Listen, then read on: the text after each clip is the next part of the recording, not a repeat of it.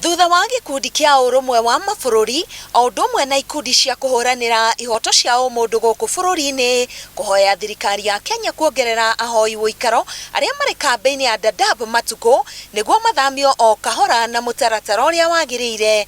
Minista wa ũgitĩri Joseph Nkaiseri augĩte thirikari nĩ yamongerera mĩeri ĩngĩ 6.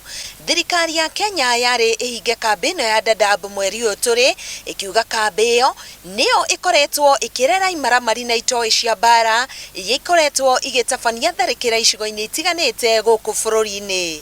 By extending to 6 months is giving the opportunity for the international community, including Amnesty International, to ensure that where this refugee will be going is secure.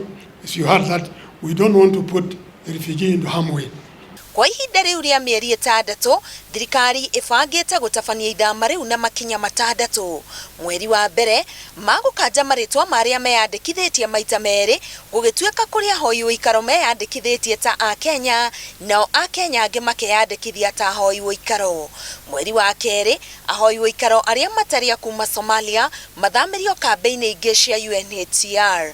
Naguo mweri wa ĩtatũ ahoi ũikaro arĩa matekwenda gũcoka Somalia maheanwo kũrĩ mabũrũri marĩa mekũmetĩkĩra.